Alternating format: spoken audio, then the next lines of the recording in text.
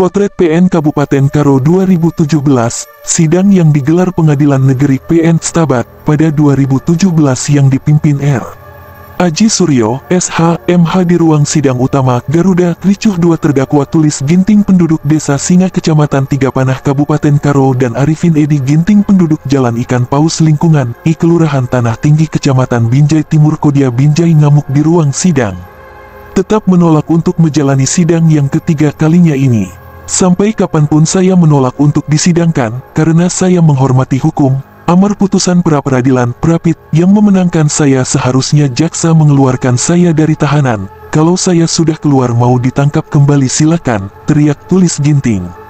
Sehingga ruang sidang Garuda merubah hingar-bingar teriakan pertengkaran dua terdakwa dengan jaksa dan pengacara terdakwa dengan petugas kejaksaan yang menyeret memaksa dua terdakwa. Bahkan pengakuan terdakwa tulis Ginting sempat dicekik oleh petugas kejaksaan yang berbadan tegap.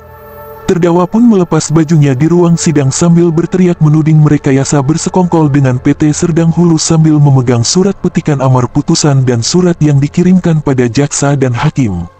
Akhirnya dua terdakwa dipaksa oleh jaksa didudukkan di kursi pesakitan untuk disidangkan dengan agenda pembacaan dakwaan. Kedua terdakwa ketika ditanya ketua majelis hakim menjawab keberatan dakwaan jaksa.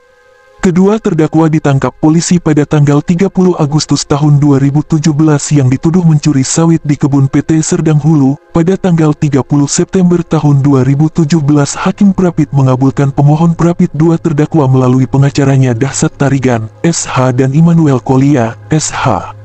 Hakim Prapit menyatakan penangkapan dan penahanan terdakwa yang dilakukan Polres Binjai tidak sah, segera mengeluarkan terdakwa dari tahanan. Pada tanggal 31 September tahun 2017 jaksa melimpahkan perkara kedua terdakwa ke PN Stabat untuk disidangkan. Oleh karena itu kedua terdakwa tetap menolak untuk menjalani sidang. Dalam persidangan Dahsat Tarigan, SH saat ditanya ketua majelis mengakui kalau dirinya adalah pengacara kedua terdakwa pada sidang Prapit. Tapi kalau sekarang belum, keluarkan dulu kedua klien saya, kalau dilanjutkan baru saya bersedia mendampingi sebagai pengacaranya, kata Dahsat Tarigan menjawab ketua majelis hakim.